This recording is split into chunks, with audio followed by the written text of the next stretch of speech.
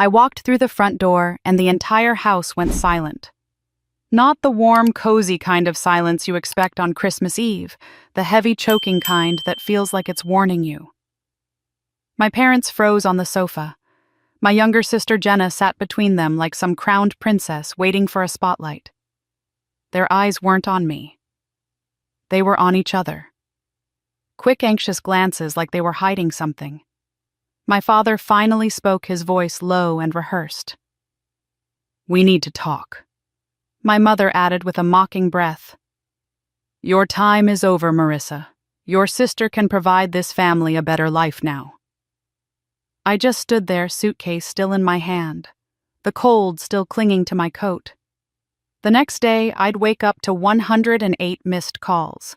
But in that moment, staring at the three people who were supposed to love me most, I felt the ground shift in a way I had never felt in my 30 years. Something was deeply, horribly wrong. I set my suitcase down slowly, my fingers tightening around the handle as if letting go would make everything worse. The house smelled like cinnamon and pine, my mother's signature Christmas scent, but it felt nothing like home. The tree glittered in the corner, wrapped in gold ribbons, but I wasn't fooled. The warmth was a lie, the decorations a disguise. My father sat forward, elbows on his knees, studying me like I was a stranger. My mother pretended to fix a crease in her skirt, avoiding my eyes entirely. Jenna didn't bother pretending. She looked straight at me with a smile so small and smug it felt like a slap. Her glossy hair was perfectly curled, cascading over a cashmere sweater I definitely didn't remember buying her last year. She crossed her legs slowly, deliberately, as if positioning herself to receive praise. This wasn't normal. This wasn't family. This felt like an ambush. "What's going on?" I finally asked, forcing my voice to stay steady. "Sit," my father said, motioning toward the armchair across from him, but I didn't move. Not yet. I needed a second to breathe, to understand why every muscle in my body was tensing with a sense of danger. My mother let out a dramatic sigh as if my hesitation was ruining her evening. "Marissa, don't make this difficult. It's Christmas." As if that word still meant anything here. I stepped closer, taking in every detail. The fireplace was lit too high, flames leaping as if they were part of the performance. Stockings hung neatly across the mantel except mine. My stocking, the one I'd embroidered with my name when I was 10, wasn't there. At all.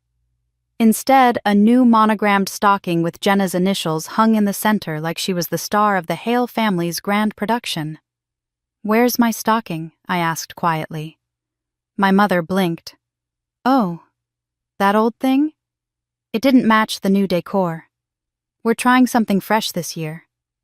Fresh. As if erasing me from the wall was some kind of interior design choice. My father cleared his throat. "Marissa, this is serious. Things have changed, and we need to be honest about the direction of this family." Direction? He said it like he was running a corporation, not a house. I glanced at Jenna again. She didn't look nervous. She didn't look confused. She looked pleased, as if this entire moment existed for her benefit. "What direction?" I asked. "Because the last time I checked we were celebrating Christmas, not holding a board meeting." Jenna gave a soft laugh under her breath. "Maybe if you visited more you'd know what's going on." The tone wasn't playful. It was a reprimand, a jab. She was enjoying this. My jaw tightened. I visited every Christmas, every Thanksgiving, every birthday. I had flown home from Denver at least 4 times this year to help my parents when they said they needed me. I rearranged work schedules, missed events, postponed dates, bent over backwards to be present. And now Jenna, who still lived 20 minutes away and rarely lifted a finger unless there was something in it for her, was lecturing me about showing up. My father leaned back, lacing his fingers together. "We've made some decisions. About the business, about the family estate, about roles and responsibilities moving forward." My pulse thudded in my ears. What decisions? My mother straightened her voice, taking on that familiar, condescending tone I'd heard since childhood. "It's not personal, dear. It's practical. You've always been..." independent. You don't rely on us the way Jenna does." Jenna blinked innocently. "I just want to help. This family needs someone who's actually available." My throat tightened. Available. The word stung. I had built my life from scratch, fought through setbacks, worked 80-hour weeks to make something for myself in Denver. But somehow being self-sufficient had become a flaw. Something they could hold against me. "What exactly are you saying?" I asked. My father sighed dramatically. "You're not the one who's going to take this family into the future." He gestured to Jenna. "She is. She's stepping up. She's taking responsibility. She's already been helping us with things, real things that matter." I looked at Jenna. She lifted her chin proudly, eyes sparkling with something far too triumphant to be mistaken for humility. "You're replacing me," I whispered. "We're not replacing anyone." My mother lied smoothly. "We're reorganizing. For the good of the family." My stomach twisted. I'd heard those same sugar-coated phrases my entire childhood. "Don't make this about you. We're doing what's best for everyone. Be the mature one, Marissa." It was always the same message: sacrifice yourself for Jenna's comfort. My father continued. "There's paperwork we need to go over tomorrow morning, early, before the bank closes." Paperwork. Bank. Tomorrow. Something icy slid down my spine. What paperwork? I asked, each word slow and cautious. Jenna reached for a red envelope on the coffee table, thick, sealed, formal. The kind used for wills, contracts, legal documents. I didn't breathe as she handed it to me. "It explains everything," she said sweetly. "You'll understand when you read it." I didn't take it. I couldn't. My hands refused to move. My mother crossed her legs and folded her hands over her knee. "This isn't something you need to overthink. Just trust us. Tomorrow morning we'll all sit down and make it official. Christmas is about unity after all." Unity. My stocking gone. My seat replaced. My name disappearing from every corner of the house. What they were calling unity felt a lot like exile. I swallowed hard. "And if I don't agree?" My father's face hardened. "Don't make this harder than it needs to be." Jenna tilted her head. "Resistance won't change anything. It'll just complicate things." For a moment it felt like the room shrank, as if the walls themselves were leaning in, listening. I felt like I was standing on the edge of something enormous, something I wasn't prepared for. But even then, even in that moment of dread, I felt something else stir inside me. Something sharp, something awake. "I'm tired," I said finally. "It was a long flight. We can talk in the morning." My mother waved her hand dismissively. "Fine. Go rest. It'll be easier to process all this when you're calm." As I picked up my suitcase and walked toward my old bedroom, I felt their eyes burning into my back. Jenna's whisper followed me down the hallway. "Tomorrow changes everything." I didn't look back. I closed the bedroom door behind me and pressed my forehead against the wood, my pulse racing. Tomorrow morning, they said. Tomorrow morning, they would try to take something from me. But they should have remembered one thing: I don't break as easily as they think. I barely slept. Every time I closed my eyes, I saw that red envelope on the coffee table, thick and heavy, like a threat wrapped in holiday paper. The whole house was quiet, but not peacefully, so it was the silence of people who didn't want to be overheard. Around 3 a.m, I finally gave up trying to rest. I sat on the edge of the unfamiliar bed, staring at the shadows stretching across the walls of the room I grew up in. Except, it didn't look like my room anymore. Half the furniture was new, white, glossy, feminine, nothing like the oak pieces I'd chosen in high school.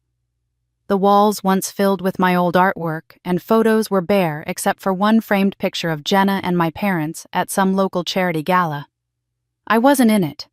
I wasn't in the room at all, really. It felt like a staged guest space, like they were erasing me one wall at a time. When I finally stepped into the hallway, the floorboards groaned softly under my feet. I froze. Downstairs, faint voices floated upward. Whispered. Urgent. My name hissed through the air. I moved quietly, careful not to announce myself, every step slow and deliberate, until I reached the landing. The living room was faintly lit by the glow of the Christmas tree twinkling like it was mocking me. Beneath the lights, I caught the silhouettes of my parents and Jenna. They weren't laughing or celebrating or talking about Christmas morning. They were huddled together like conspirators. "I'm telling you, we can't delay this," my father whispered harshly. "If she tries to leave before signing?" "She won't," my mother whispered back. "She's always been so agreeable when she's tired. She'll go along with it. She knows what's expected." "She's not stupid, Mom," Jenna muttered. "She saw the envelope. What if she put the pieces together?" My mother exhaled sharply. "Jenna, don't start panicking now. Everything is prepared. The bank approved the paperwork. The notary did what we needed. She'll sign it in the morning. Sign what?" My fingers curled into fists.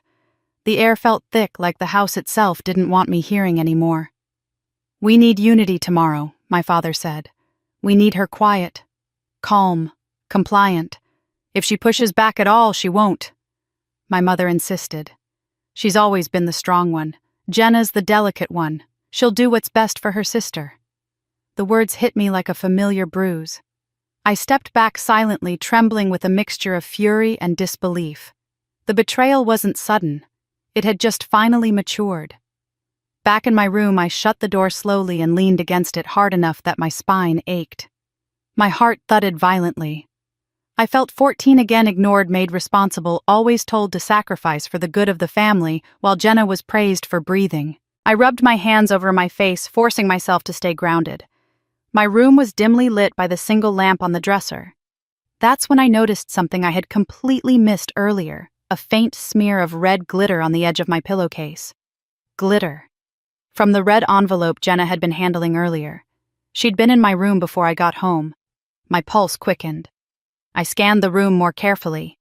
My backpack sat on the chair, but it was unzipped several inches. I hadn't left it that way. I knelt down and checked the contents.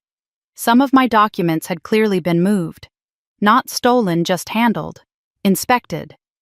And then I saw a tiny torn corner of paper underneath the chair, almost invisible unless you were searching. I pulled it out and unfolded what little remained of it. Only a few words were visible, typed in bold. Estate restructuring. Draft. My stomach twisted. My family didn't own some massive empire, but they did own a chain of hardware stores passed down from my grandparents. My father always said someday it would belong to me and Jenna equally, but I suddenly understood they weren't dividing anything equally. They were dividing me out. I was still staring at the scrap when the doorknob clicked. I jerked upright just as Jenna poked her head inside without knocking, her voice honeyed and fake. "Riss, you're awake?" I straightened my shoulders. "You were listening," she said lightly, like it was nothing. "It's rude to eavesdrop." "I wasn't," I replied. "I was getting water." Her smile didn't waver. "Well, you really shouldn't worry so much. Mom and Dad told you everything will make sense tomorrow." The way she said tomorrow made my skin crawl. What exactly is supposed to make sense? She shrugged, sauntering further into the room uninvited. "You're so dramatic. It's only paperwork. Adult stuff." Her gaze flicked to the backpack, to the chair, too quickly, too knowingly. I swallowed hard. "You've been in here." Jenna blinked innocently. "What? Why would I go through your things?" "You tell me," I said. She tilted her head, still smiling, but the smile didn't reach her eyes. "Marissa, you've always been the wanderer, the one who left, the one who built her own life somewhere else. Mom and Dad need stability. They're getting older." I stared at her. "And you think your stability?" Her smile widened. "I'm the one who stayed." There it was, the line she'd been practicing for years. She moved toward the door but paused.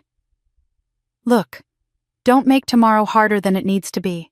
Everything is already set. Everyone knows. Everyone. It hit me then. The neighbors, the extended family, people in town. There must have been whispers, plans, discussions happening behind my back for months. She left the room, the door clicking softly behind her. But I couldn't breathe. I paced to the window, staring out at the snow-covered street. Christmas lights glimmered on the houses across from ours. One of the neighbors, Mrs. Alden, carried a tray of cookies toward our sidewalk. Out of habit, I stepped outside to greet her. She smiled warmly. "Oh, Marissa, you're home for Christmas. How lovely. Your parents must be thrilled." I forced a smile. Something like that. She lowered her voice. "And congratulations to Jenna. Such a big responsibility she's taking on. The whole neighborhood is buzzing about it." My heartbeat stumbled. Responsibility. What do you mean? Mrs. Alden blinked, realizing she'd revealed too much. "Oh, I might have misheard. Forget I said anything. Enjoy your evening, dear." She hurried off, leaving me standing in the freezing air. Back inside, I looked around with new eyes. My stocking was gone. My pictures were missing. My room had been changed. The red envelope had been in my room. My parents were whispering in the night. The neighbor already knew something I didn't. This wasn't about Christmas. This was about removing me. I walked slowly through the house again, noticing details I had overlooked earlier. The mantel had been rearranged. Jenna's monogrammed stocking was centered. The gifts under the tree were nearly all addressed to her. A small box with Marissa written on it was pushed behind the stand like an afterthought. Then I saw it. A gold gift tag sticking out from Jenna's pile, the writing elegant and bold. "Congratulations on your new role." My throat tightened. Everything inside me stilled. I finally understood tomorrow morning they weren't just giving her something, they were taking something from me. As I headed back to my room, I heard footsteps outside the door, my parents' voices low and hurried. "First thing tomorrow," my father whispered, "before she can leave the house." "She needs to sign it quietly," my mother added. "It's already notarized anyway." Notarized. Signed. "Before I can leave." My breath caught. I stepped away from the door, my heart pounding so loudly it drowned out everything else. They were going to corner me, pressure me, force me. But as fear surged, something else rose to meet it, something harder, colder, sharper. If they thought I was just going to let them take everything, they were about to learn they never knew me at all. I woke to the sound of footsteps in the hall, soft, deliberate, too careful to be casual. The kind of footsteps people take when they're approaching something they want to control. Pale morning light leaked through the blinds, the sky outside still gray-blue with early winter. My heart thudded in anticipation. This was it. Christmas morning, the moment they'd been plotting. The moment they expected me to sit quietly and let them dismantle my life. I forced myself to move slowly, deliberately. I wasn't going to let them see fear. I washed my face, brushed my hair, and stared at myself in the mirror. I barely recognized the reflection, tired but alert, uncertain but sharper than last night. Something inside me had settled overnight like the cold clarity of stepping onto frozen ground. When I stepped into the hallway, the smell of bacon and cinnamon rolls filled the air, my mother's annual Christmas breakfast. Normally, it would stir nostalgia. Today, it felt like camouflage. Downstairs, the house was warm and glowing. The tree lights flickered like they were putting on a show. My parents stood near the dining table, Jenna hovering between them like a perfectly placed ornament. They were already dressed, rich fabrics, camera-ready smiles. I was suddenly aware they had been preparing long before I walked downstairs. My father smiled, but it wasn't real. "Morning, sweetheart. Merry Christmas." "Merry Christmas," I replied, my voice steady. Jenna shot me a sugary smile. "Did you sleep okay, big day ahead?" I didn't answer. My mother gestured to the table. "Sit. Eat something first. We have things to discuss." The red envelope sat in the middle of the table like a centerpiece. My father cleared his throat and reached for it. "Let's start, shall we?" I think it's best to handle important matters before celebrations. Important matters. I took the seat farthest from them, choosing my distance with intention. The red envelope slid across the table toward me. Open it, my father said. I didn't. Why don't you tell me what it is? My mother sighed. Marissa, darling, don't make this dramatic. Just open it. Jenna leaned in, her excitement barely concealed. It's not as bad as you think. My eyebrows lifted. So it is bad. Jenna's smirk twitched. My father's jaw tightened. It is the future of this family. Something we all need to agree on. I let the silence stretch just long enough that they grew uncomfortable, and then slowly opened the envelope. Inside were several documents clipped neatly. Legal formatting, signatures, notary stamps. My name appeared on nearly every page. My father began explaining, his voice calm and rehearsed. Your mother and I have decided it's time to transition leadership of Hale Home and Hardware. Jenna has been working closely with us for months now, and she's ready to assume a larger role. Assume a role. The words were crafted carefully, like this was an opportunity for Jenna, not a removal of me. I turned a page, my fingers trembling slightly only from anger. The next paragraph hit me like a blow. I was to voluntarily resign any future claim to the business, to the estate, to the family financial structure. Voluntarily, I asked. My mother folded her hands, giving me her signature pitying look. You've built your own life in Denver. You have your own career, your own independence. This business belongs to someone who is here, someone committed, someone you can control, I murmured. Jenna bristled. I'm not controlling anything. I'm taking responsibility. Something you never wanted. I laughed quietly, bitterly. I didn't want responsibility, Jenna. You haven't had a job longer than 6 months. My mother gasped. Marissa, today is not the day to be unkind. Funny, I said softly. That's the same thing you said when Jenna crashed my first car and told everyone it was my fault.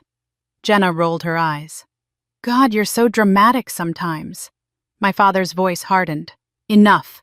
This isn't about the past. This is about moving forward. For the good of the family. And if I don't sign, I asked. My mother gave a sympathetic smile that was anything but. Let's not be childish. You will.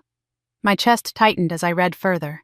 There it was, buried near the middle, a clause stating, I would have no decision-making power, no right to contest future transfers, no access to the business accounts.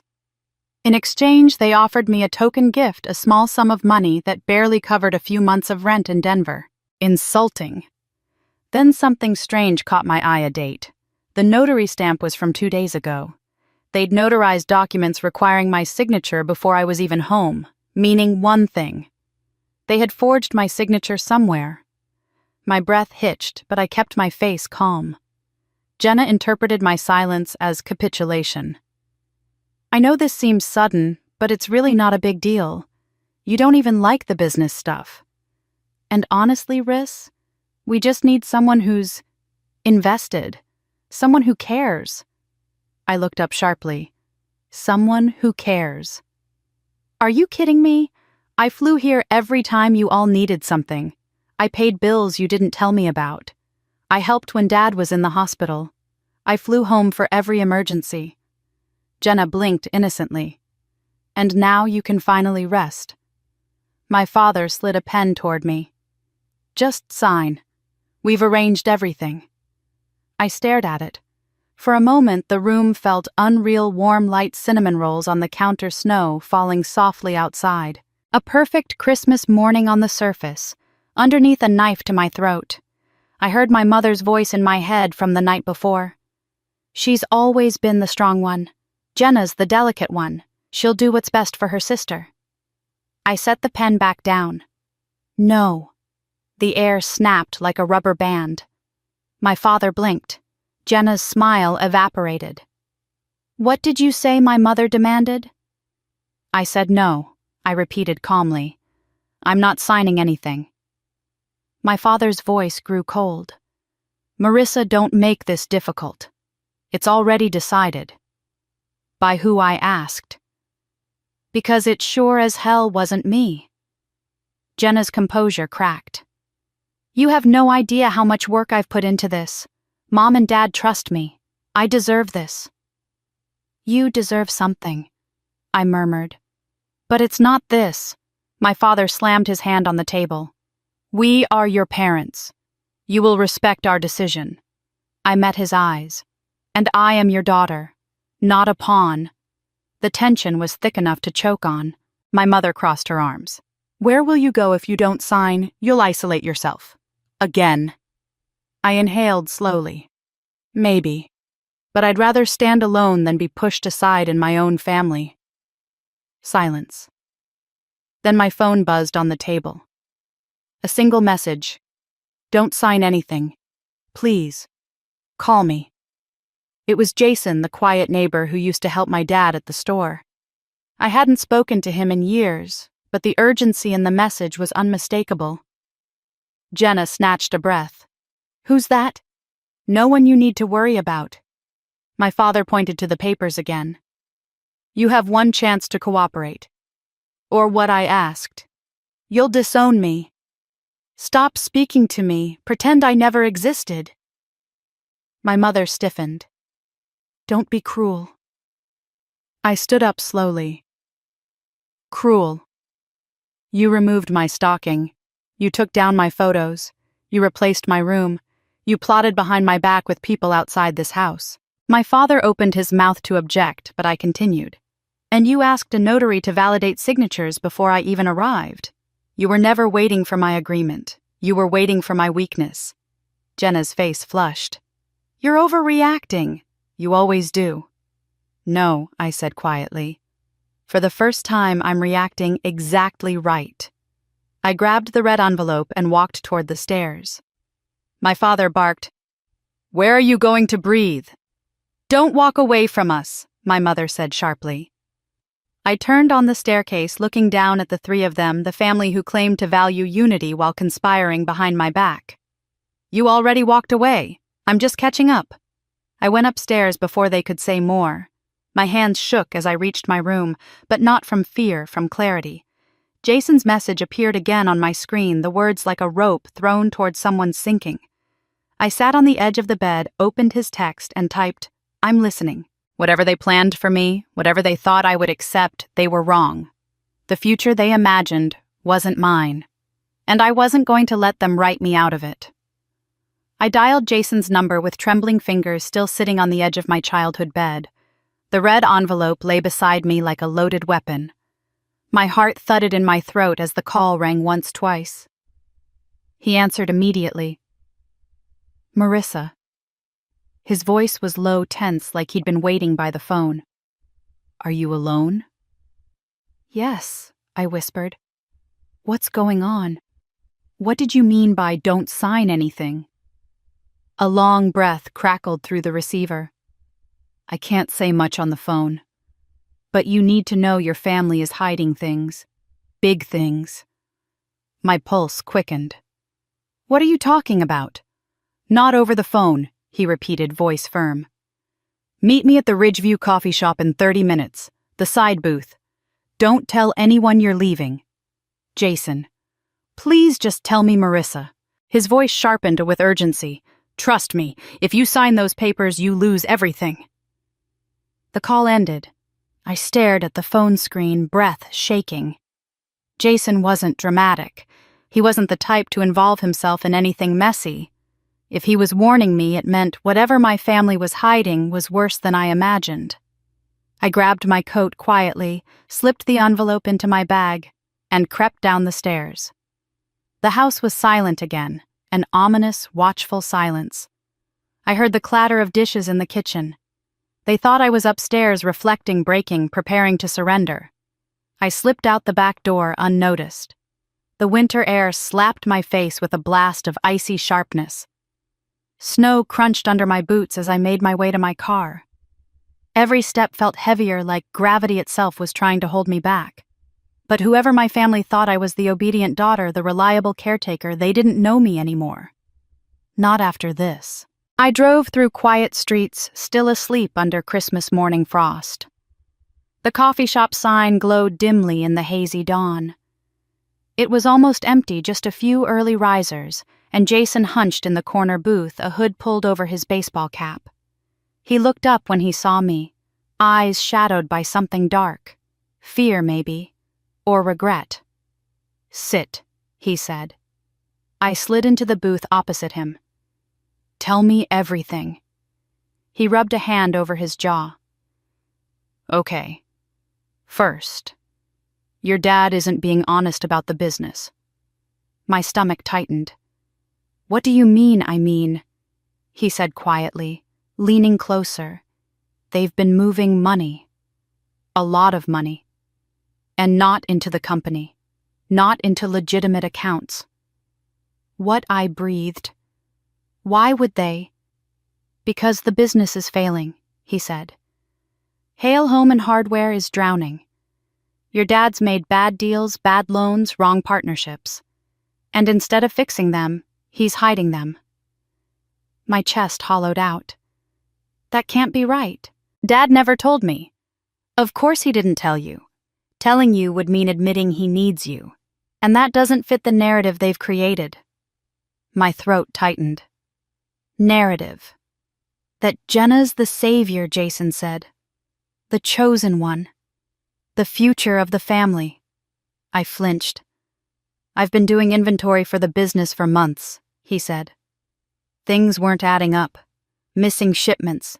Payments going to shell companies. Contractors not getting paid. Your dad blamed system errors. But it wasn't errors. He was diverting funds. I stared at him, struggling to breathe. Diverting them where Jason reached into his jacket and pulled out a folded paper, the piece of evidence he hinted at. He slid it across the table. "This," he said, "is one of the transfers. $15,000 sent to an LLC under Jenna's name, 2 months ago." Cold spread through my veins. Why would he send business funds to Jenna? Because Jason said carefully, "They've been preparing for months to take the business out from under you, and they're funding her to do it." A tremor shot through my hands. "And that restructuring document?" "It's not a restructuring," he said. "It's a transfer. A full transfer of ownership. They want you to sign away your rights because if it goes bankrupt after they take it, you won't be able to fight back." I felt sick. Jason continued. "There's more. Someone forged your signature on vendor approvals, on bank forms, on supply purchases." He pointed at the paper in my hands. "That's why I texted you. Once you sign their documents tomorrow, everything becomes legal. You'll have no claim, no voice, no protection." I swallowed hard. I can't believe they'd go this far. Jason exhaled. "Your dad is desperate. And Jenna, she's hungry. She wants to be the center of everything. And your mom shall justify anything if it keeps peace in her version of the family." I slumped back in the booth, the weight of his words sinking deep. My family wasn't just trying to exclude me, they were trying to erase me. Jason hesitated, then leaned in further. "There's something else." My heart stuttered. "What now?" He lowered his voice. "Your mother has been telling people you're unstable." The air left my lungs. "What? Not you, no, not outright. But hinting. Suggesting Denver's been rough on you.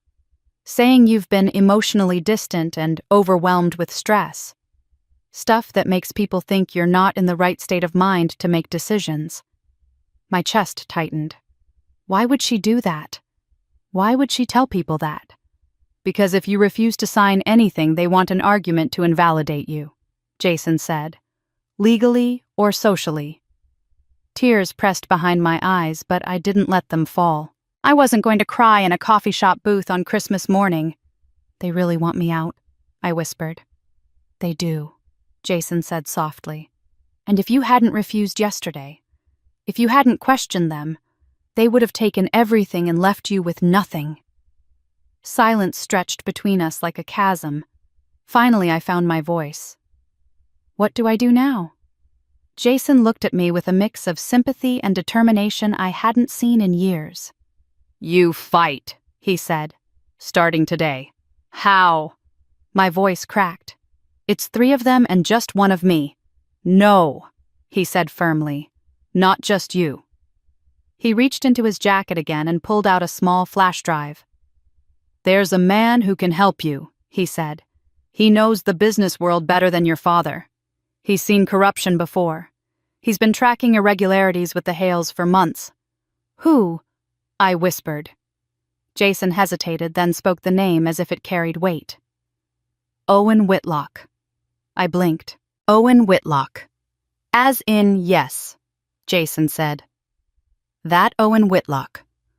The most respected, most formidable businessman in the region. A man with billions in holdings. A man my father despised for reasons no one fully understood. A man who apparently knew something about my family. He told me Jason said quietly that if you ever felt cornered, he'd help you. He gave me this for you. He said you'd know when the time was right to use it. I stared at the flash drive, small and unassuming, yet powerful enough to burn my entire world down. Jason pushed it toward me. I know you feel alone, he said. But you're not. Not anymore. Outside, snow drifted softly against the windows, covering the town in a white, deceptive peace. But inside me, something was beginning to stir. Not fear, not confusion, something sharper, something colder, something awake. I placed my hand over the flash drive. Jason, I whispered, tell me how to reach Owen Whitlock. His relief was palpable. I'll text you his office line, but be ready. He doesn't sugarcoat. I nodded slowly. Good. I'd had enough sugarcoating to last a lifetime. When I stepped out into the cold again, the sky had brightened just slightly, a hint of sunlight pushing through the clouds. I pulled my coat tighter around me and breathed in the freezing morning air. My family thought this Christmas would be the end of me. But they were wrong. It was the beginning.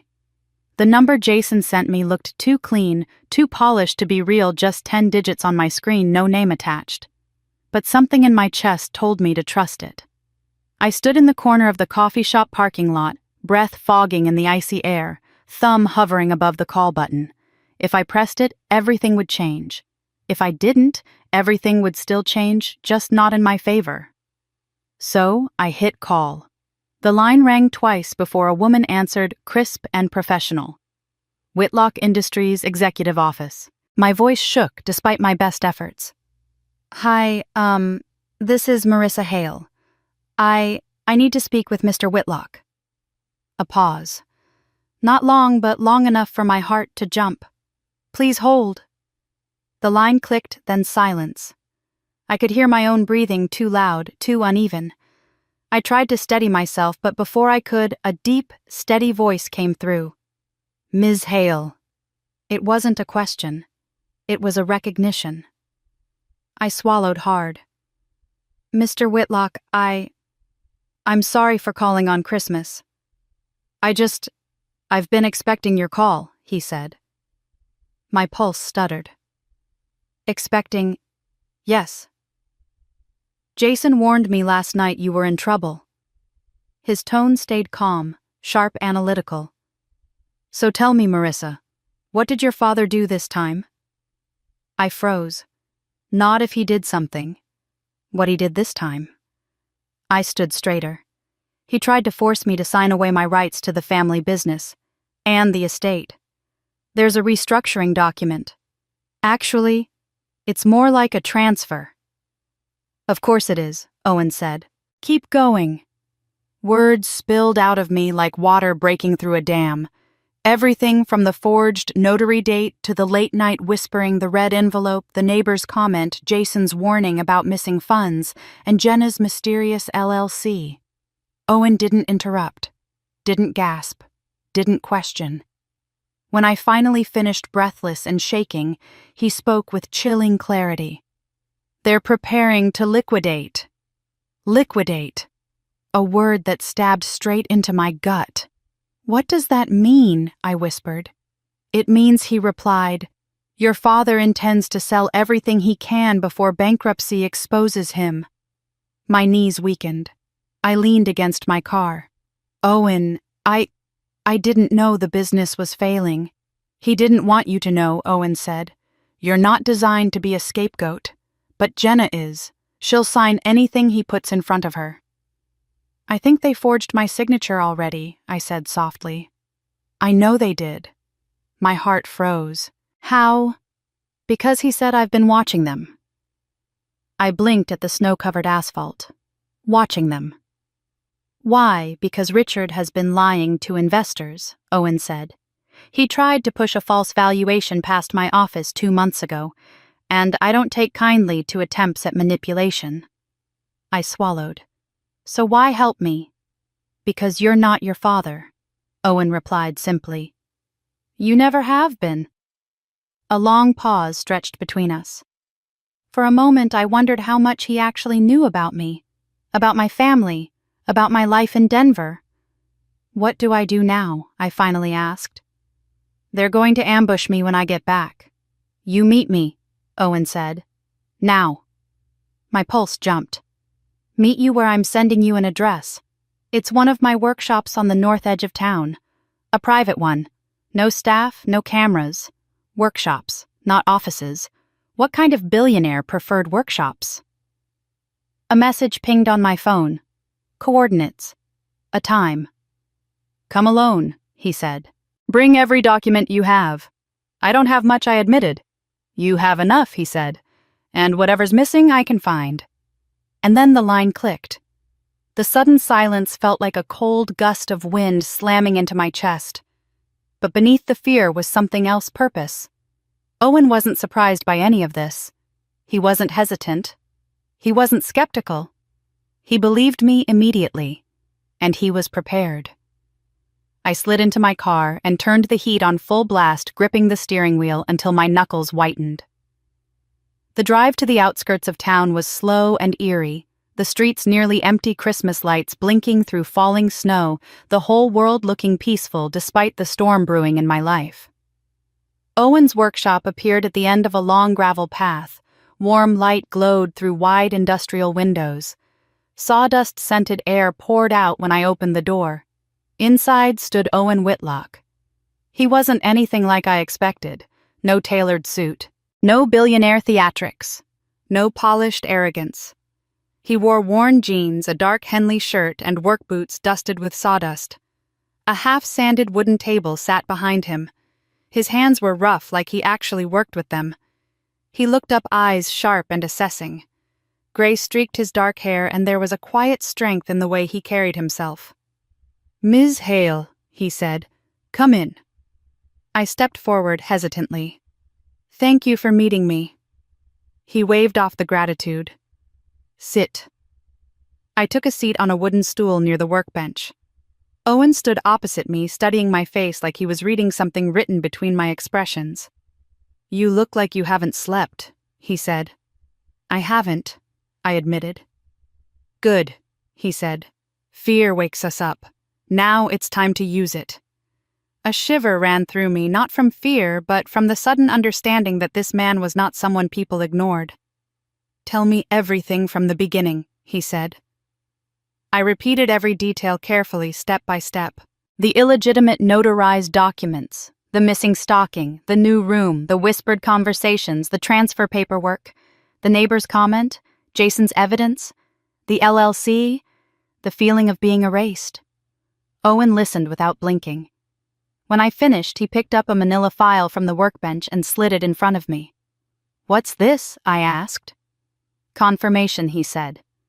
Inside were documents, copies of vendor complaints, financial inconsistencies, late payments, and email exchanges between Richard and someone named C. Ward. The same last name as a local contractor. What am I looking at? I breathed. The reason your father wants you gone, Owen said. He hid the wrong things from the wrong people. And one of those people was me. I looked up sharply. Why did he hide things from you? Owen smiled without warmth. He wanted my money. He didn't want my oversight. My eyes widened. He tried to get investment from you. He tried, Owen said. But I don't invest in lies. And Richard Hale has been lying for a long time. I sifted through the papers again. The numbers were a disaster.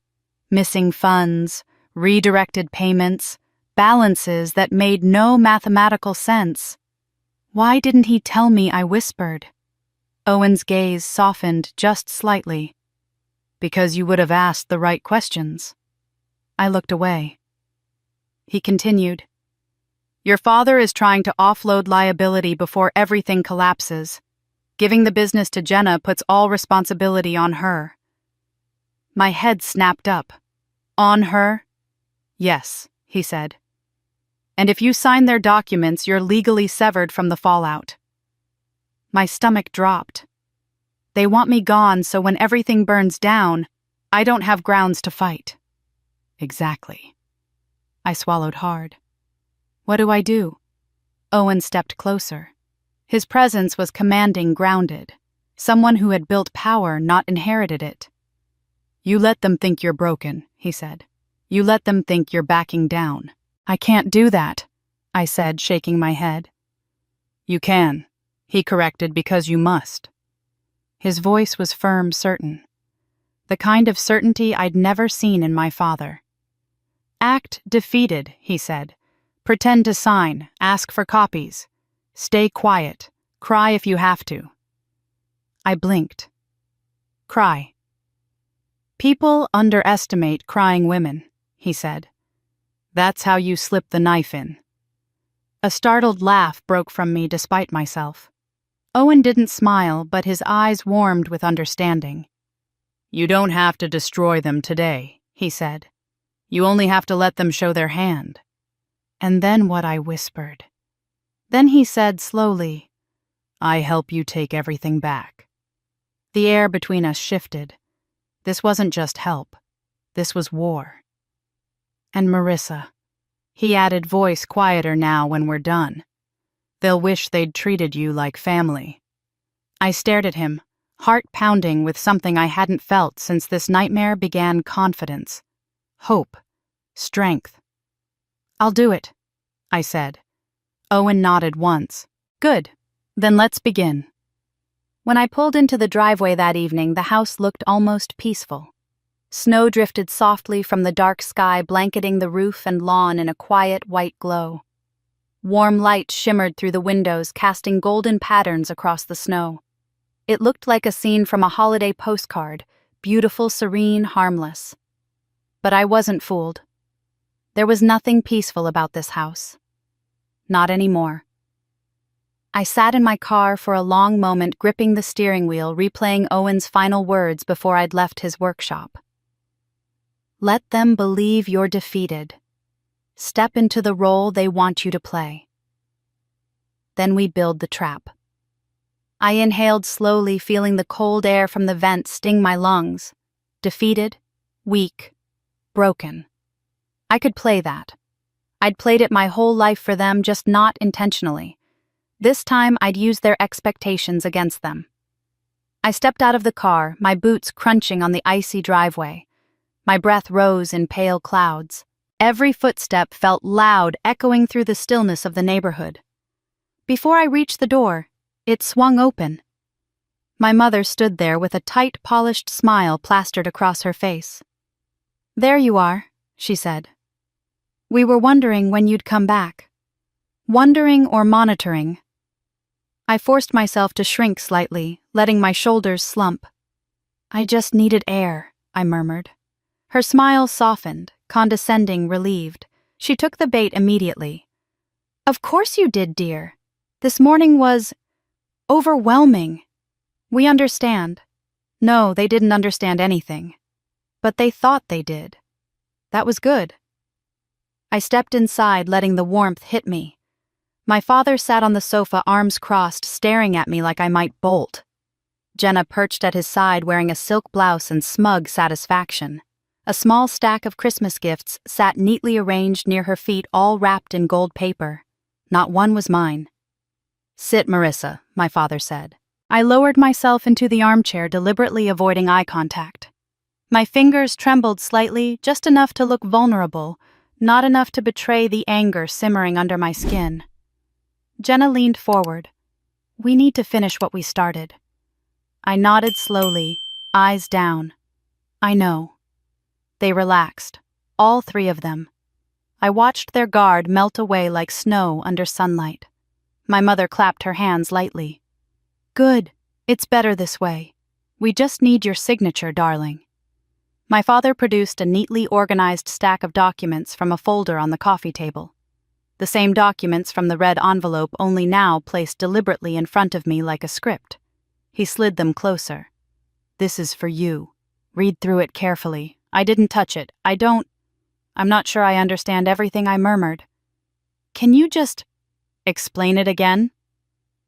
My father's posture straightened, pleased to be the authority again. "It's simple. Jenna will be assuming control of the business. You'll be stepping aside.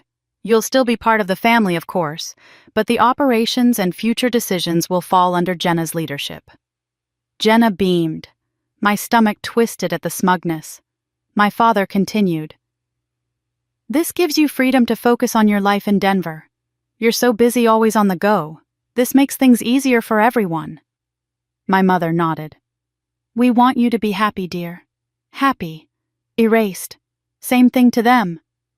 I nodded slowly, letting my voice wobble. I just don't want to lose you all." Jenna gave a rehearsed gasp. "Oh my God, Marissa, you're not losing anyone. Why would you even think that? Because you removed my stalking. Because you took down my photos. Because you forged my signature." But I said none of that. Instead, I whispered, "I just want what's best." My father softened. "Then sign, sweetheart."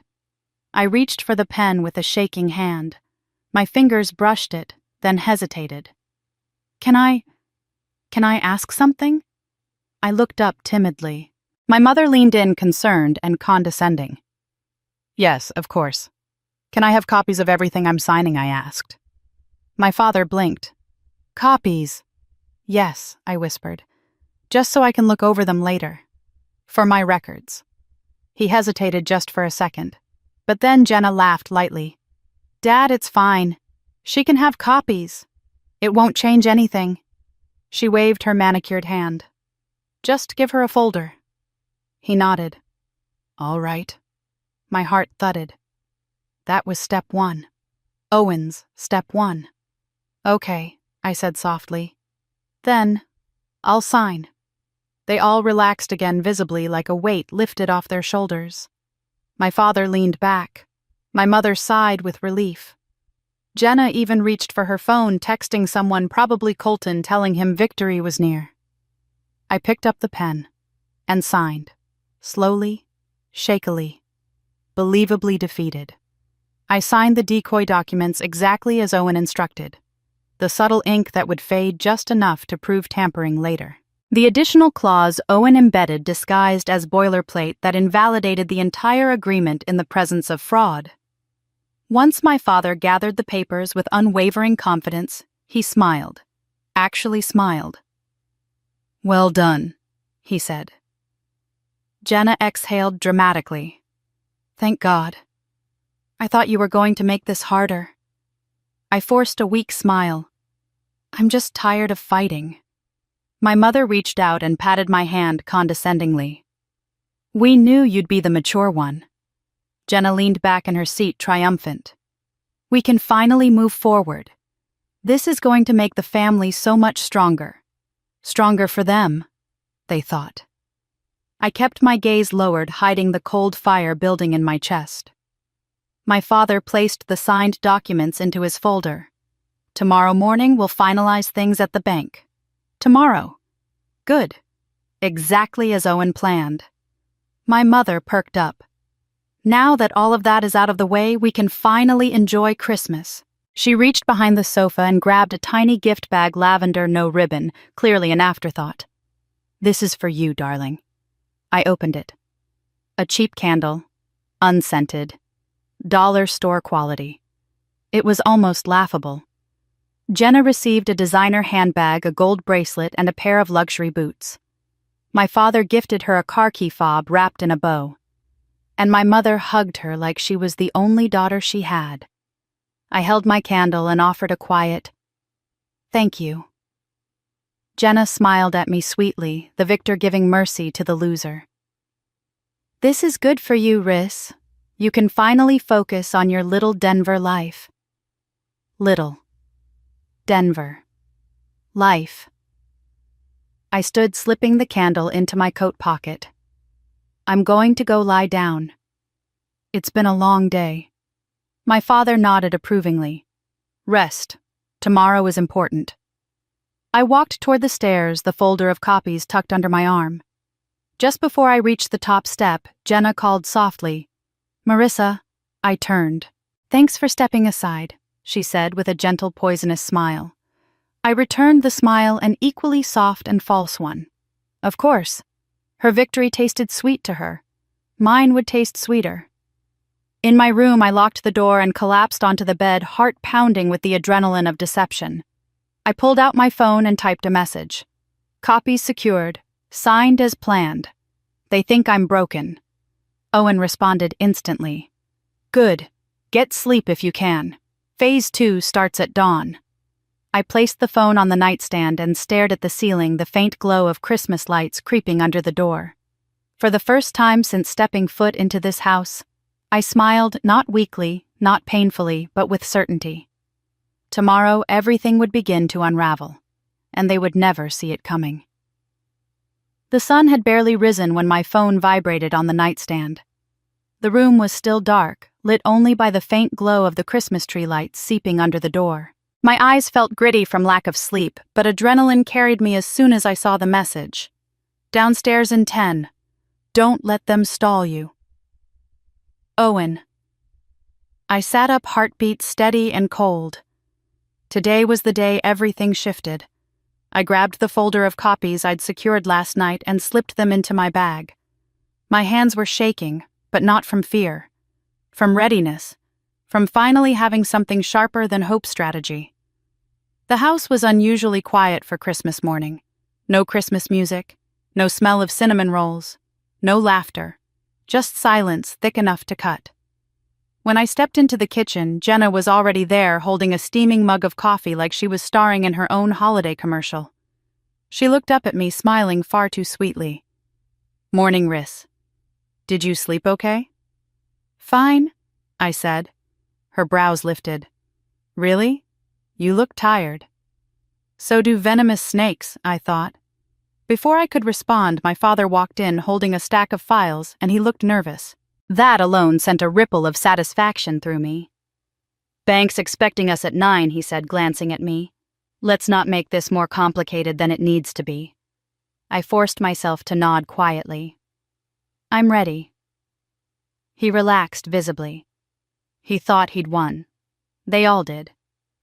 Only my mother looked slightly uneasy, like some small part of her sensed I shouldn't be this calm. She touched my arm awkwardly. "Marissa, dear, thank you for being reasonable. Families work best when we stick together." I stepped back. "Is that what we're doing?" She frowned slightly but didn't answer. We drove in silence. Snow fell gently, covering the streets in a white hush. My father drove like a man on a mission. Jenna sat in the front seat, adjusting her makeup in the visor mirror, even though she was already perfectly polished. My mother kept glancing at me in the rearview mirror as if trying to gauge whether I would break again. I gave them nothing. No fear, no anger, just quiet. When we reached the bank, I stepped out and pulled my coat tighter around me. The crisp winter air bit my cheeks as we walked toward the glass doors. Everything inside me felt sharp, focused. Owen's voice echoed in my mind. "Let them think you're small. People lower their guard around someone they believe can't fight." The moment we stepped inside, a bank representative, a stiff man in a gray suit, approached us with a polite but strained smile. "Mr. Hale," he said. "This way." His eyes flicked to me briefly, then away, like he already knew more than he was allowed to reveal. We followed him into a small conference room. My father set his folder down and exhaled dramatically like this was the final stretch of a long burden. "Let's get this done," he said, rolling up his sleeves. Jenna smiled like she was posing for a magazine cover. "This is going to be such a relief for all of us." I said nothing. The bank representative cleared his throat. "Before we begin, there's been an update this morning." My father stiffened. "Update?" "Yes," the representative said carefully. "Some irregular activity was flagged overnight, and for legal reasons we must freeze all accounts associated with Hale Home and Hardware until the investigation is complete." Jenna's voice pitched upward. "Freeze? What do you mean, freeze?" "Just a temporary procedure," the man said, but his tone was clearly uneasy. "We've discovered transfers that need verification." My father went pale. "What transfers?" The representative opened his laptop. "Several payments to a private LLC under the name Jenna Hale." The color drained from Jenna's face. What? That must be a mistake. Dad." And the man continued a set of notarized documents with inconsistent signatures. Some appear to be copies rather than originals. I swallowed a smirk. My father's jaw clenched. "This is ridiculous. Those documents were notarized legally." The representative looked uncomfortable. "Yes, but we've been contacted by an external party requesting a fraud review." My heartbeat spiked. "Owen, right on cue. An external party," my father demanded. "Who the hell Mr. Owen Whitlock?" The room froze. Jenna blinked rapidly. "Whitlock? Why would he?" My father slammed his fist on the table. "This is a personal attack. He has no right to interfere." "That's not accurate," the representative said. "Whitlock Industries submitted evidence that directly affects our compliance obligations. We have no choice but to halt all proceedings." I watched my father's confidence fracture, then crumble. He turned to me sharply. "What did you do?" I met his eyes, calm and steady. "Nothing you didn't do first." My mother whispered, "Marissa, what is happening?" Before I could answer, there was a knock, a firm, commanding knock. The door opened and Owen stepped inside. He wasn't dressed like a businessman today. More like a man who had no need to prove anything. Dark coat boots dusted with snow, expression carved from stone. My father shot to his feet. "You have no right to be here." Owen simply looked at him unfazed. "Actually, I do.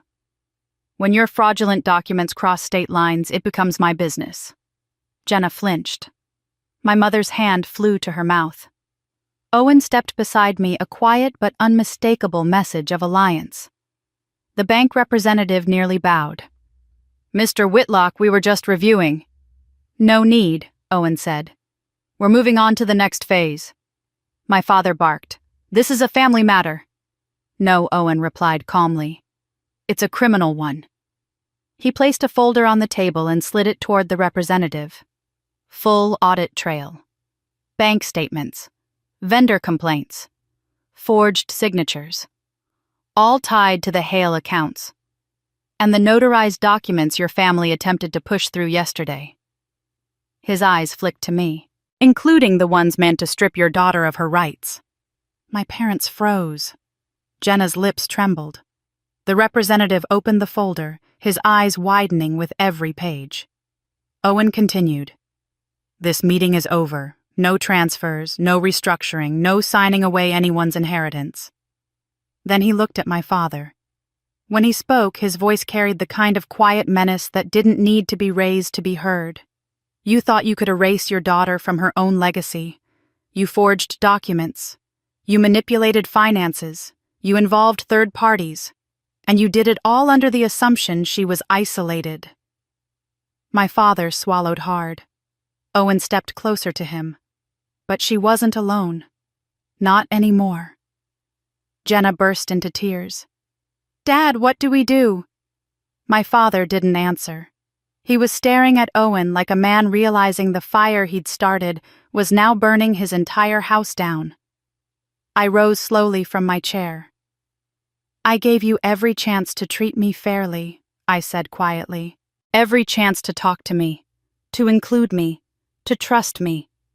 My voice didn't shake, not anymore. But you wanted me gone so you could hide your mistakes, and you thought I'd let you. My mother reached out weakly.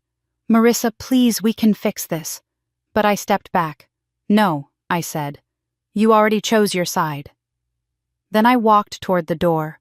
Owen followed, pausing only to say one last thing to the room behind us. An injunction is already in motion. The audit begins in an hour. I'd suggest you hire counsel. The silence that followed us out was the loudest sound I'd ever heard. Outside, the cold air hit my face like a cleansing slap. My lungs filled with something I hadn't felt in days: oxygen clarity control. Owen opened the passenger door of his truck for me. Ready. I looked back at the bank, at the place where my family's lies finally cracked open. Yes, I said. Let's finish what they started. Snow fell softly around us as we drove away. Christmas had never felt colder, or more freeing. I woke up the next morning before the sun had even reached over the ridge of Black Feather Mountain. My alarm hadn't gone off yet, but my body jolted awake like it had been waiting for the moment. My heart was still thudding with the echo of yesterday, my father's panic, Jenna's tears, my mother's stunned silence, and Owen stepping into that meeting like the storm they never saw coming. For a few seconds, I just stared at the ceiling of the small guest room I'd been staying in. The winter light filtered in pale and blue, brushing across the quilt my grandmother had sewn decades ago. I pressed the heels of my palms against my eyes, trying to chase away the exhaustion that had woven itself deep into my bones. But rest wasn't an option. Not today. Not with everything Joel Hale had set in motion finally tearing down around him. Today, the audit began. I pushed myself out of bed, pulled on a thick sweater, and stepped into the hallway. The house was quiet, except for the soft hum of the heater. Somewhere downstairs I heard the faint glug of a coffee machine finishing its brew. Owen was already awake. I paused at the top of the stairs, grounding myself before going down. I wasn't prepared for gratitude, his or mine. And yet the more this unfolded, the clearer it became that none of this would be happening without him. When I reached the kitchen, he was leaning against the counter with a mug in hand, staring out the window at the snow-covered pines. He didn't look like the ruthless executive who'd shut down my father yesterday. He looked like Owen. Quiet, focused, steady. He turned when he heard me. Morning. Morning, I said, reaching for a mug. My hands were steadier today. You slept a little, he answered. I shook my head. Not really. He took a slow sip. That's normal. It's a lot. I nodded, leaning against the counter across from him. Are you heading over to the office today? Yeah, he said. The auditors are arriving at 9. I want to walk them through the packet we sent and make sure they don't get stonewalled by your father. He'll try. He will fail, Owen said calmly. I didn't doubt him. I wrapped my hands around my mug, letting the heat seep into my fingers. What about the police timeline? The investigation will open officially once the auditors file their preliminary report, he said. But with what we found? With the forged documents, the fake transfers, the shell accounts? He raised an eyebrow. It won't take long. A shiver rolled through me, and it wasn't from the cold. My father isn't going to take this quietly. No, Owen agreed softly. But that's not your burden anymore. I stared down at the swirling steam rising from my coffee. He was right. But letting go of that burden, untangling myself from 30 years of habit, was harder than facing my father in that bank. Owen must have sensed the shift in my expression because he set his mug down and moved closer. Not touching, just close enough to steady the room around me. You don't have to confront him again, he said. Not today. Not until you're ready. I know. I exhaled. But I also know he's not done. He's going to come after me, not legally but emotionally. He'll reach out. He'll twist everything. He'll try to make me doubt myself. And what will you do when he does? I swallowed. Not answer. Owen allowed the faintest hint of a smile. Good. We finished our coffee quietly, the weight of what was ahead pressing in but not crushing me the way it used to. When the clock hit 8, he grabbed his coat. Before he left, he paused in the doorway. Marissa. You did everything right yesterday. I blinked, surprised by the sting in my chest. Thank you. Then he was gone, his footsteps crunching through the snow outside until the house fell silent again. I paced for a long moment before forcing myself into motion. If today was the beginning of the collapse, I needed to be centered, grounded, ready. I showered, dressed, tried to eat something, failed. It was almost 10 when my phone buzzed once, then again. The notifications stacked like falling dominoes. Dad, Mom, Jenna, Dad, unknown number, Dad, Mom. My chest tightened, but I forced myself not to open any of the messages. Not yet. Instead, I grabbed my coat and stepped out onto the porch. The air was sharp with pine and cold enough to cut. I breathed deeply and let it burn through my lungs. Then the door slammed open behind me. Marissa. I turned and froze. It was my mother. Her hair was half done. Her makeup smudged from tears, and she wasn't wearing a coat, even though snow drifted lazily from the sky.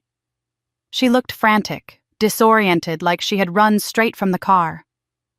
"What are you doing here?" I asked, voice low. She stepped toward me, gripping the porch railing for balance. I need to talk to you."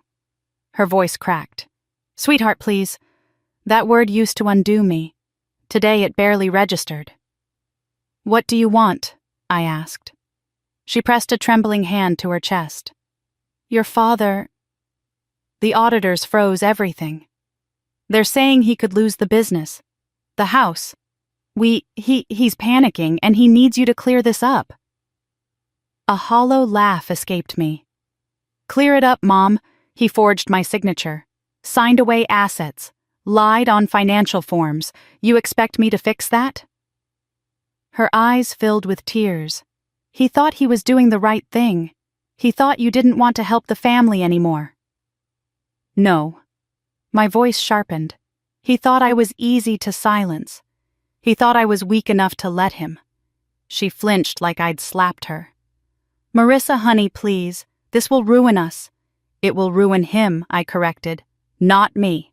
She wiped her face with the back of her hand. "I know he made mistakes, but he was scared. Scared of losing the only thing he ever built. Scared of you leaving." "He pushed me out," I said. "Not the other way around." She shook her head helplessly. "He's not thinking clearly. And Jenna? Poor Jenna, she's falling apart. Jenna helped him do this." She didn't understand, my mother whispered. "That's the problem," I snapped. "She never has." My mother stepped forward, tears streaming now. "If you don't help him, they will take everything. Everything he spent his entire life building." I stared at her.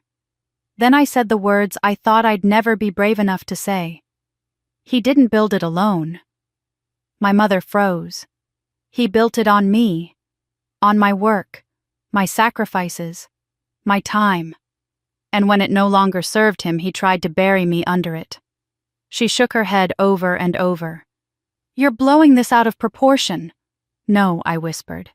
"I'm finally seeing it clearly." Her face twisted with desperation. "If not for him, then for me. Marissa, I'm your mother." "You stood beside him while he did it," I said quietly. "Don't ask me to save you now." Her breath caught. For a moment there was nothing but snowfall and silence. Then she whispered, "He's going to lose everything." "That's what happens," I said, "when you destroy the wrong daughter." She staggered back like the words had physically struck her. And then she said the thing she always said when she was out of arguments and out of empathy. "You're being cruel." I inhaled sharply. "No," I said. "Just finally fair." She covered her mouth with a shaking hand, then turned and hurried down the porch steps toward her car, slipping once on the ice. She didn't look back. I watched her go until the red taillights disappeared through the trees. My knees felt weak, but for the first time in my life, not from guilt. From release. The burden wasn't mine anymore. I stayed outside a long time after she left, letting the cold settle around me, letting the world become quiet again. Then my phone buzzed. This time it was one message from Owen. Audit underway. Brace yourself. This is the beginning. I stared at the screen, then slipped the phone back into my pocket. A new beginning. For once, on my terms. The first sign that things were unraveling faster than anyone expected came at noon when my phone buzzed with a single message from Owen. You should get down here. Nothing else. No details. No explanation. Which meant it was bad. I grabbed my coat, locked the cabin door behind me, and drove down the mountain road toward the Hale offices. The sky was gray and heavy, threatening a storm that hadn't yet broken. Pines blurred past my windows as the tires hissed over patches of half-frozen slush. By the time I reached the town outskirts, my chest was tight, my pulse thudding in my throat. Part of me still expected my father to find a way out of it. He always did. He always wriggled through loopholes, smoothed things over, spun lies into silk ribbons. But something told me this time was different. The parking lot was full. Too full. News vans lined the outer row, satellite dishes pointed at the winter sky like metal flowers. Local journalists stood behind tripods, rehearsing lines into microphones embroidered with station logos. My stomach dropped. This wasn't just an audit anymore. It was spectacle. I parked near the back, pulled my hood up, and made my way toward the side entrance. Reporters didn't know me by name or face, not yet, and I wanted to keep it that way. Inside the lobby buzzed with frantic energy. Employees huddled in small groups, whispering anxiously. Some were crying. Others were pacing. Phones rang non-stop at the front desk. And sitting in the middle of the chaos, wearing a powdered pink coat with fur trim and mascara streaking down her cheeks, was my sister. Jenna. She spotted me instantly, of course she did, and practically leapt to her feet. Marissa. Thank God, she cried, rushing toward me. You have to stop them. You have to tell them this is all a misunderstanding. I stared at her, stunned by the sheer audacity. A misunderstanding, Jenna? They're here because the company is under investigation. A sob burst from her throat. Dad's in his office. He's losing it in there. They just told him his accounts are frozen and they're grilling him like he's some sort of criminal. He forged documents, I said coolly. That's a crime. Jenna's jaw dropped. How can you say that? How can you even look at him that way? He's your father. I pulled my hood down, meeting her gaze directly. He tried to erase me so you could take my place. That's not being a father. That's being a thief. Her expression hardened. This is all because of you. If you hadn't? No, I cut in. This is because he got sloppy and you helped him. I didn't help, she hissed, eyes wide. I just did what he asked. That is helping. She recoiled like I'd struck her. Before she could recover, a door opened down the hallway, and Owen stepped out with a grim look on his face. The investigators followed behind him, their expressions unreadable. My pulse quickened. He caught sight of me and motioned for me to come closer. The moment I stepped toward him, Jenna latched onto my arm. No, you're not going in there. You're not talking to them about us. I peeled her fingers off. Owen stepped between us, his voice like steel. She's coming with me. Jenna's face crumpled and she sank back into a chair, sobbing loudly enough for the whole lobby to hear. I ignored her. Owen led me down the hall toward the conference room. He glanced at me over his shoulder. Brace yourself. It's getting ugly. My mother... She's not here, he said. But she's been calling non-stop. She tried to barge in on the auditors' meeting earlier. I sighed. Of course she did. We reached the conference room. Through the glass wall, I could see 3 auditors around the table, stacks of documents in front of them. And at the far end of the table, my father. Somehow he looked smaller than I remembered. His shoulders slumped, his hair disheveled. His tie loosened, his eyes red from either anger or lack of sleep. Maybe both. Owen opened the door. All eyes swung to us. My father stood instantly pointing at me with a shaking hand. You did this. I stepped inside calmly. No, Dad. You did.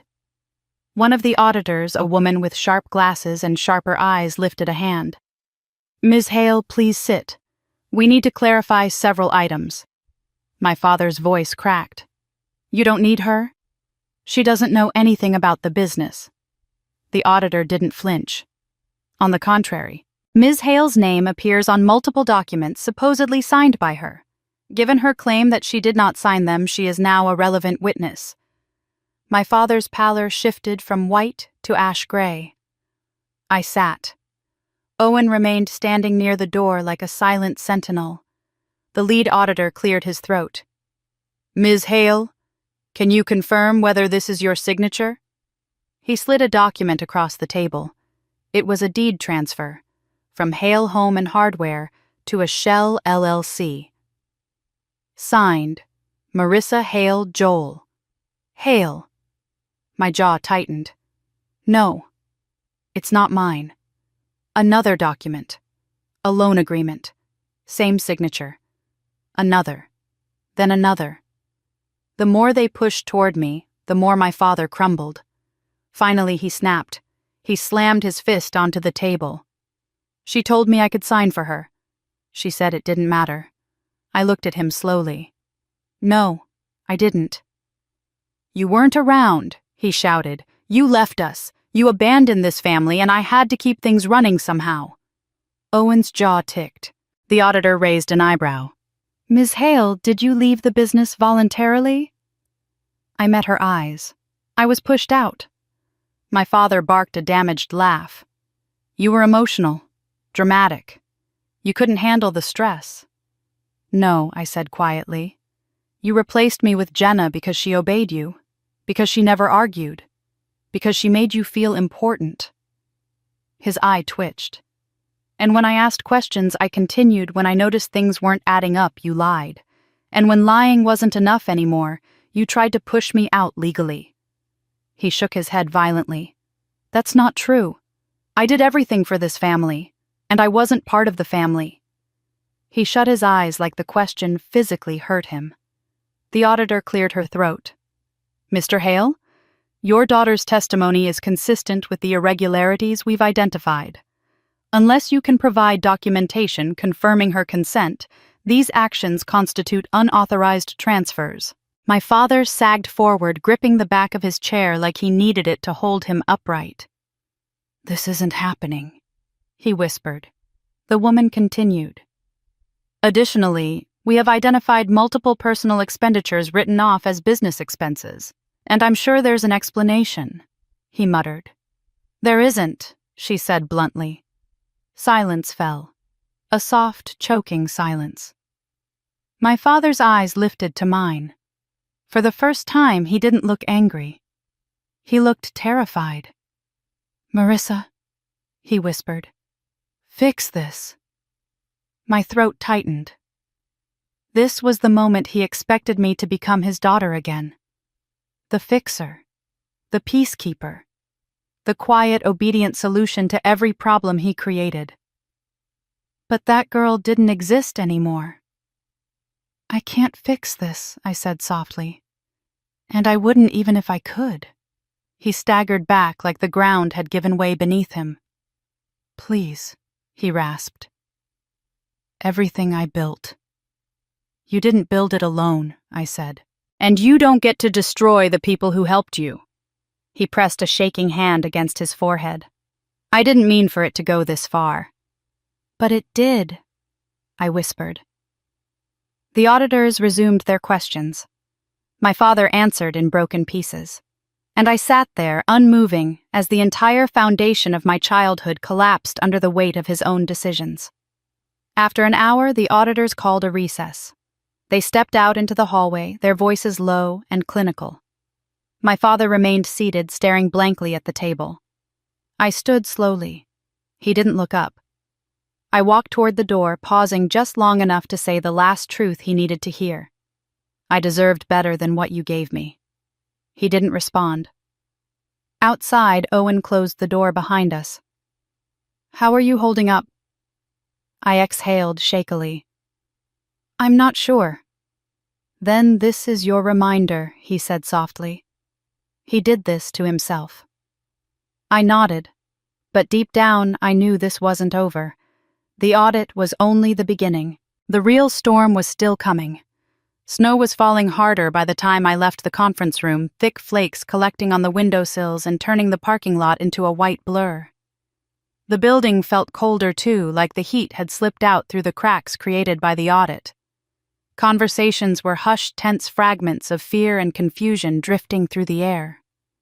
I walked with Owen toward an empty office so we could talk privately, but before we reached the door, someone stood abruptly from a bench in the hallway. "Marissa." I froze. It was Ethan. He looked completely out of place in the chaos-expensive coat-perfect hair that polished confidence he'd always carried like a second suit. But there was something new in his eyes. Worry. Hesitation. Owen stiffened beside me, but I raised a hand slightly, signaling him to give me a moment. Ethan stepped closer, lowering his voice. "I came as soon as I heard." I didn't believe it at first. His gaze flicked past me toward the conference room where the auditors were still poring over documents. "Is it really that bad?" I folded my arms. "Worse." He inhaled sharply. "Your mother called me last night. She said the investigators were targeting your father unfairly, that someone had set him up." I felt my jaw tighten. "Of course she did." He hesitated. "She said you had something to do with it." "Of course she did," I said again. He exhaled, then looked at me with something like regret. "I didn't believe her, not after everything I know about you." A pang shot through me, unexpected and unwelcome. Ethan had been a part of my life once years ago, before he'd ended things because my family didn't have the kind of pedigree his parents approved of, before he'd chosen their expectations over whatever we'd had. But right now, none of that mattered. "Why are you here?" I asked. He swallowed. "Because I realized I still care. And because I thought you might need someone I don't." I cut in sharper than I intended. He flinched slightly but recovered quickly. "I'm not here to make this harder. I just want to help." Owen stepped closer, then making his presence very clear. "We've got it handled." Ethan glanced at him, then back at me. "Is that true? Are you really okay?" "No," I said honestly. "But I'm not falling apart either." He nodded slowly. "If you need anything at all, call me." I didn't respond. After a long moment, Ethan turned and walked away, his expensive shoes clicking against the tile floor until the sound faded. Owen looked at me, eyebrow raised. "Friend." "Old mistake," I said. "Let's keep going." We slipped into the empty office. The lights were dim. The room smelled faintly of old paper and stale coffee. I sank into one of the chairs while Owen paced slowly, hands on his hips. "The auditors are escalating," he said. "They've already flagged a dozen major violations. But there's something else." I straightened. "What?" He moved closer and lowered his voice. "They found vendor invoices, fake ones, money routed through dummy businesses, and a few of those accounts." His jaw clenched. "They lead directly to your mother." My breath caught painfully. "What?"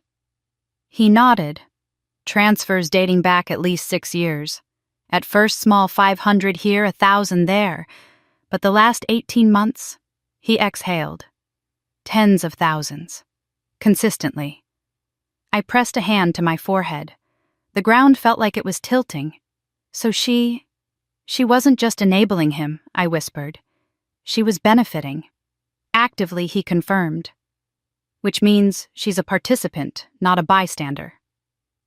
I shook my head, more out of heartbreak than denial. "She never worked a day at the store. She told everyone she didn't want to meddle in the men's responsibilities." Owen sat on the edge of the desk. "Turns out she was meddling plenty." A bitter laugh escaped me. "She always said she supported us through emotional labor." I guess she meant something else. Before he could respond, my phone buzzed. A call. From Mom. I turned it face down on the desk. It buzzed again. Then again. Owen touched my arm gently. You don't have to answer. I know. I swallowed. I don't want to. He studied me. But part of you does. The truth stung. She's still my mother, I said quietly. Even if she chose him. He nodded slowly. And you're still her daughter. But that doesn't mean you owe her protection from consequences. I leaned back in the chair, closing my eyes for a moment. When I opened them, tears threatened, but I refused to let them fall. I can't fix this for her, I whispered. Not this time, Good Owen said softly. The door opened suddenly, and one of the auditors, the woman with sharp glasses, stepped inside. Ms. Hale, she said crisply, we need a word. I rose immediately. Of course. She glanced at Owen. Mr. Whitlock, you may stay if she permits. I nodded. He stays. She came closer, lowering her voice so only we could hear.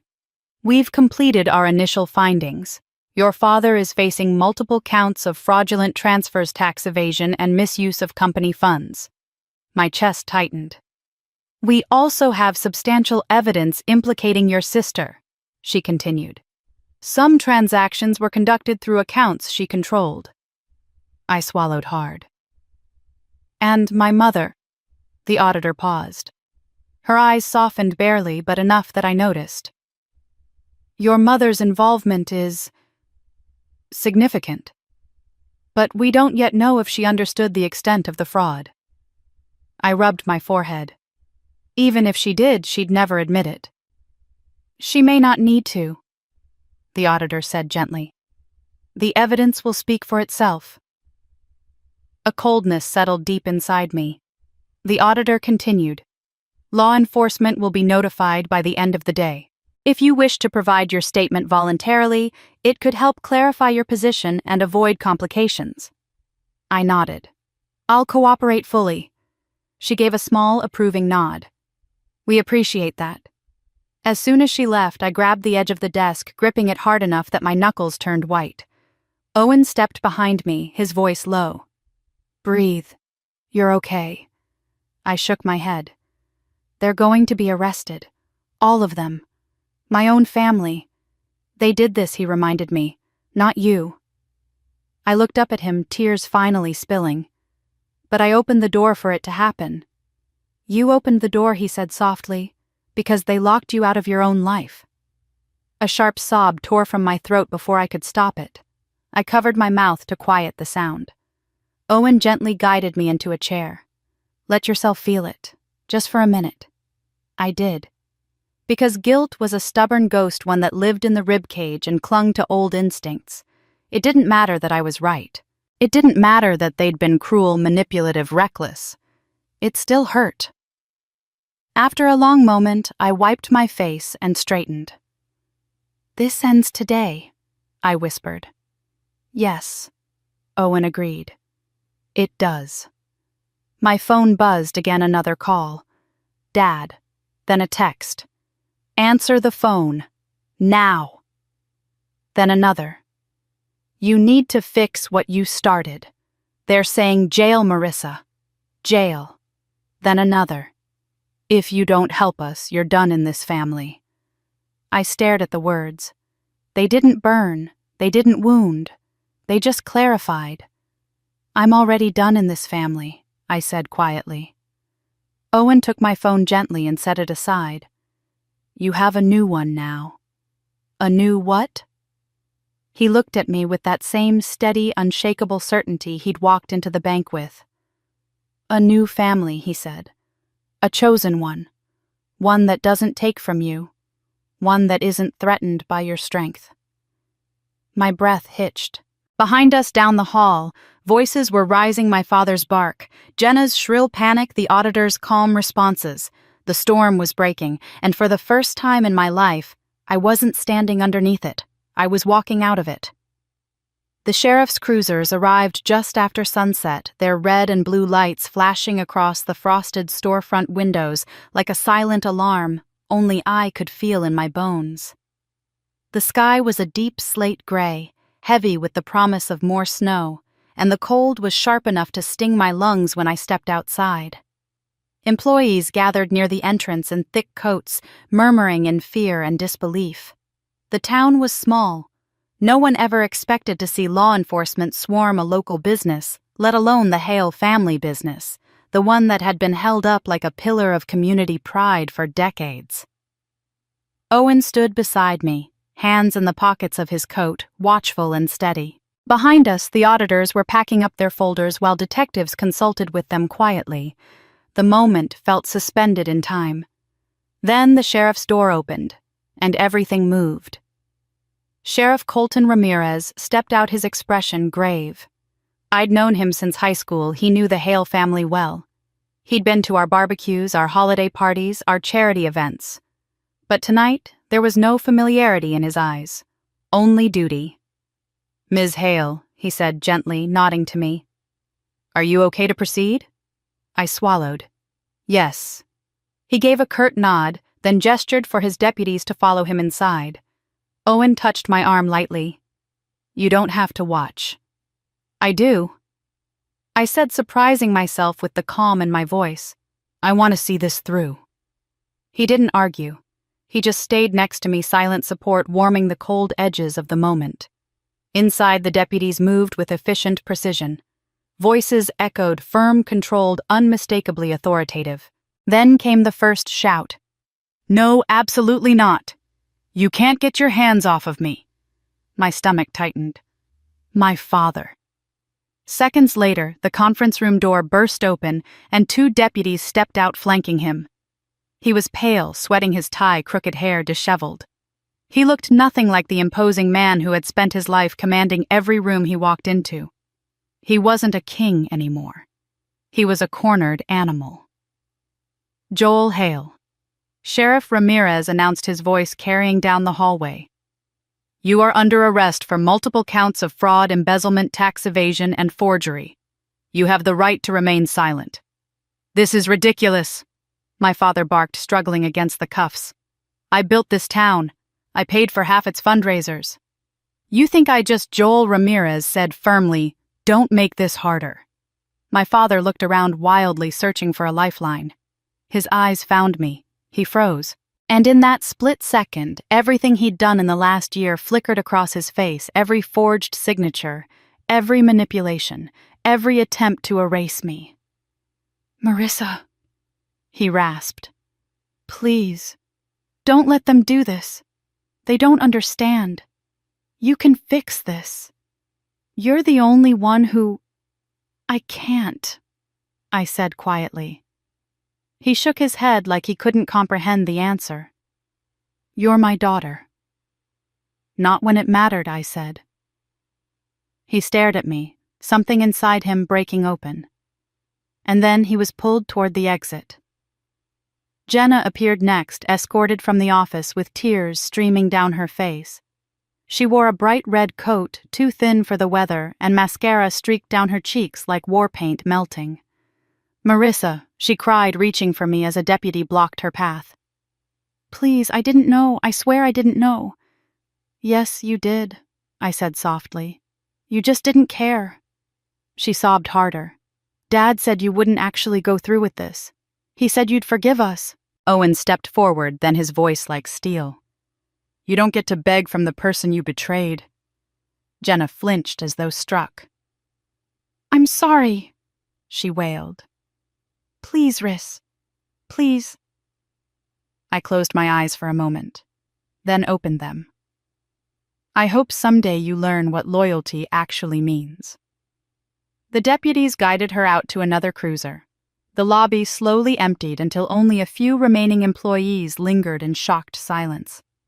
I could feel their eyes on me, some sympathetic, some confused, some wary. And then, Marissa. I turned. My mother stood near the doorway, wrapped in a thick shawl, her face streaked with tears. She looked older than she had just hours ago, smaller.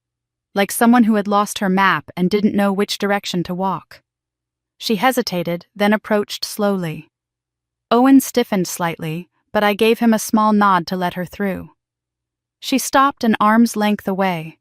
For a long moment she couldn't speak. Her lips trembled. Her hands twisted in her shawl, and her breath came out in uneven bursts. "I don't know what to say," she whispered. "You don't have to say anything," I replied. But she shook her head. "No, I need to. I thought I was doing the right thing. I thought he was protecting us. I thought you were just angry or ungrateful or—" Her voice cracked. "I was wrong," she whispered. "So terribly wrong." My throat tightened, but I stayed silent. She pressed a hand against her chest. "I loved him. I trusted him. And I trusted your sister. I never imagined they could do something like this." I looked at her evenly. "But when I told you they were hurting me, you didn't listen." Tears spilled down her cheeks. "I know," she said. "And that's my greatest regret." We stood there quietly, the chaos around us fading into background noise. "Can you ever forgive me?" she finally asked, her voice breaking. I exhaled slow and heavy. "I don't know," I said honestly. "Not tonight." She closed her eyes, nodding through her tears. "I understand." Then she tried to reach for my hand, but I stepped back.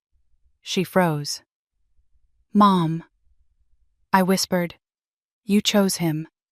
You always chose him. Even when he was hurting me. Even when I begged you to see it. Forgiveness isn't a switch I can flip. It's going to take time. And right now, I need space." Her face crumpled in devastation, but she didn't protest. She simply nodded again, turned slowly, and walked away, the sound of her quiet sobbing fading with each step. The last patrol car pulled away, and silence settled over the parking lot like fresh snow. I let out a long breath. It was over. Not the aftermath. Not the healing. Not the rebuilding. But the part where I kept shrinking to protect people who would have gladly destroyed me, that part was finished. Owen stepped beside me. "You did the right thing." "I know," I whispered. "It just doesn't feel good." "Doing the right thing rarely does," he said, "but it will." We stood there together, watching the snow swallow the tire tracks of the departing cruisers. For the first time in months, maybe years, I felt something unfamiliar. Not joy, not triumph, something quieter, something steadier. Freedom. And beneath it the first warmth of something new beginning even as winter pressed close around us. "Come on," Owen said gently, opening his truck door.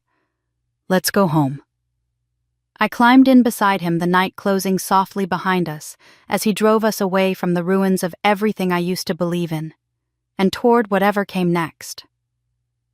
Snow melted slowly as February crept into Colorado, the days stretching a little longer, the light returning in soft increments.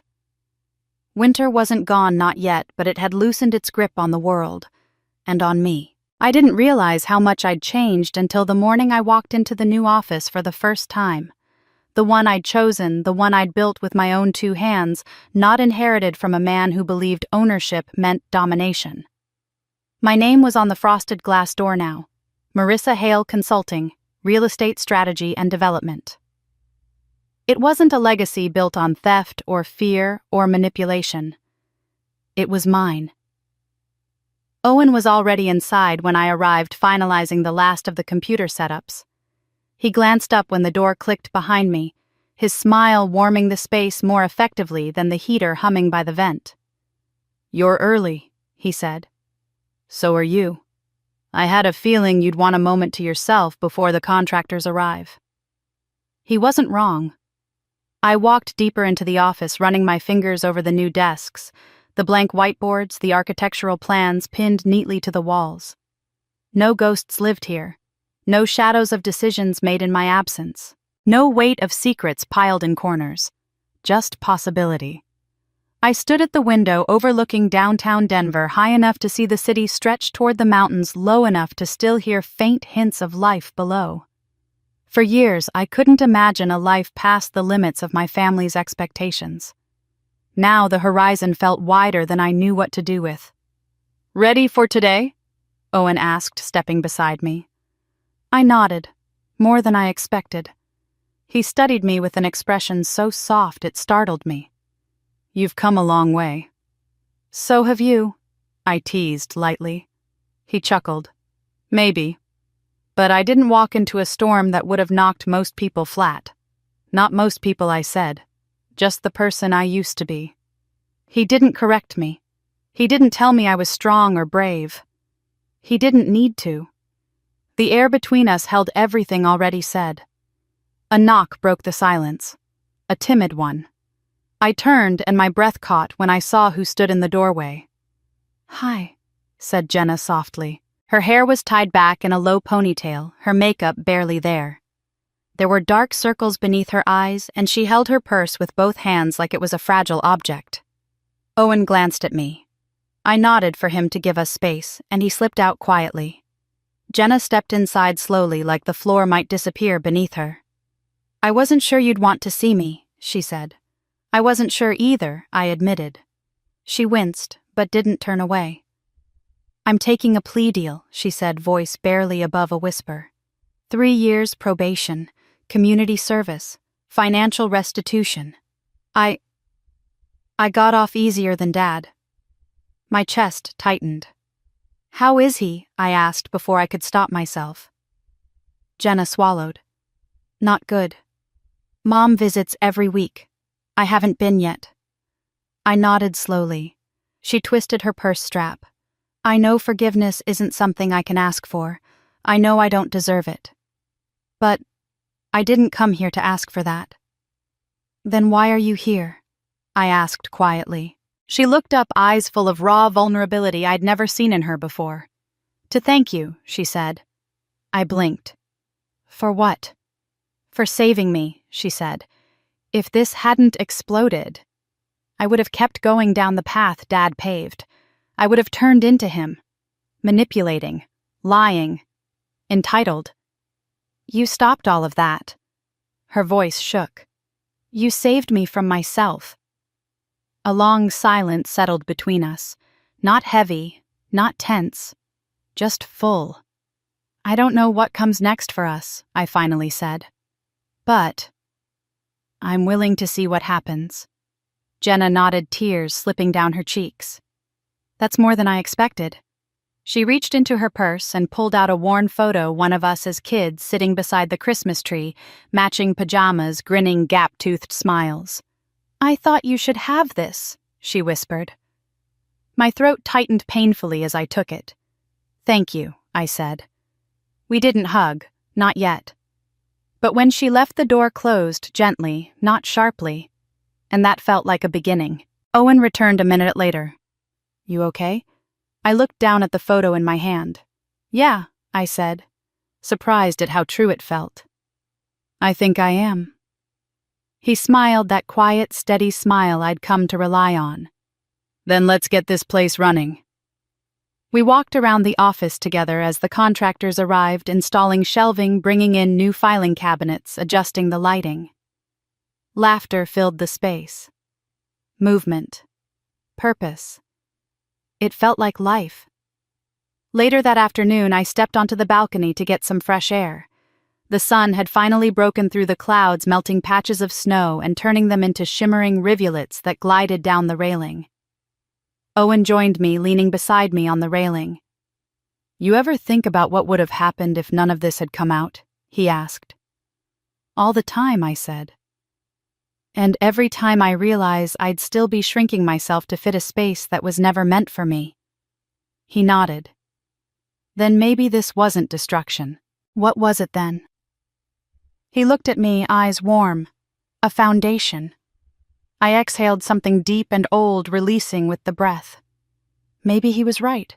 Maybe all of this, every betrayal, every loss, every painful truth, had cleared the ground for something new. Something strong. Something mine. And maybe for the first time in my life, I wasn't afraid of the future.